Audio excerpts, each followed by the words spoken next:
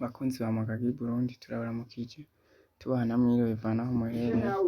Rero uyu munsi tukaba twagiye hamwe hari inyubakwa y'umukuru w'umutumba wa Mihigo muri komine Giteranyi mu ntara ya Muyinga, aho twasanze ibikorwa bigeze kure birimbanije. Muribuka ubwa mbere tujayo byaboneka ko hagize mu gahinga hasakaye, ubu twagiye dusanga harasakaye nk'uko mubibona, irasakaye yose aho bariko barashiraho akabara k'imbere kanyuma n'ahandi ho barahejeje. Rero twasanze bari mu bikorwa bitandukanye, aho bamwe barafasha bariko barashiraho akabaraza, abandi nabo bariko barashomba amabuye. Urabona yuko bari bishimye cane aho bariko baraganira, bamwe bavuga ibikorwa vyabo bigeze, bishimiye aho inyubako igeze y'ibiro vy'umutumba wabo.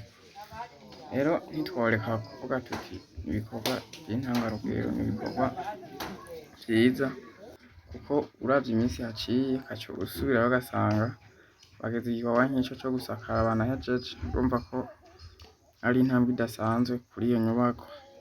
Rero murabona ko azoba ari inyubakwa nziza dufatiye ku zindi nyubakwa z'indi mitumba ndetse n'ahandi mu gihugu cose.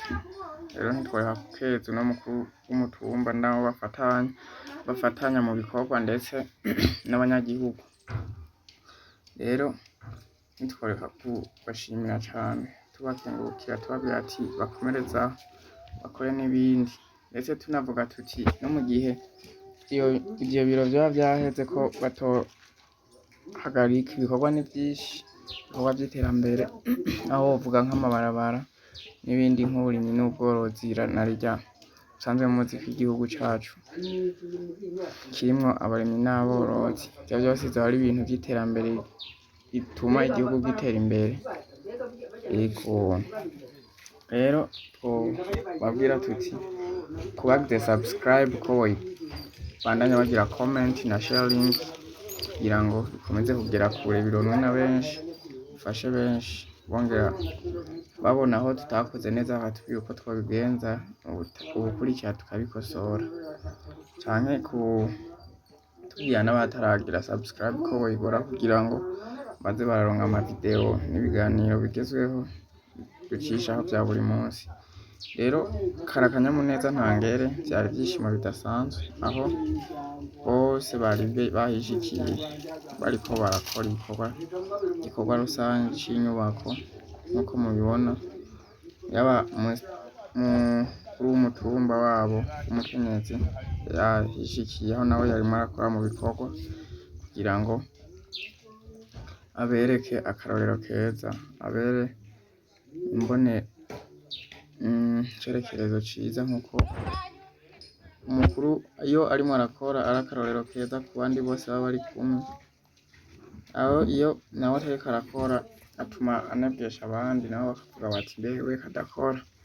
None rero hoho tuhageze si agaseseshwa rumuri, si amakavya nkuru, ahubwo ni ukuri kwigendera, aho ariwe aba ari imbere kenshi mu bikorwa vya misi yose, mu bikorwa vy'iterambere ry'inyubako, mbese n'ibindi bitandukanye.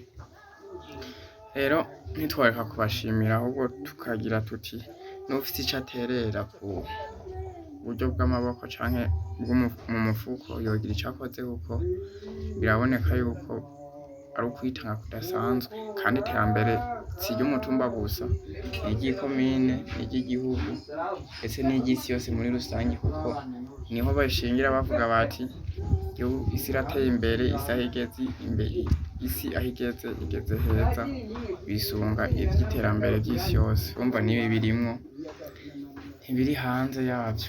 Rero ntitworeka kutabakeza, kuko ni igikorwa ciza, n'igikorwa c'iterambere rirama, iterambere rituma n'ama generation aza yisanga akabona ivyo vyiza abakuru babo babagiriye. Rero ibiganiro vyacu n'akagaruka, ibiganiro vyacu buri munsi. Rero dukomeza kubahamagara gukomeza kubana natwe, gukomeza gukurikirana ibiganiro vyacu natwe tukabasezeranira ko tuzoguma tubakorera ibikorwa bitandukanye kugira dukomeze kubana nawe, dukomeze kubereka ibigezeho, mukomeze muhezagirwe, ciao ciao.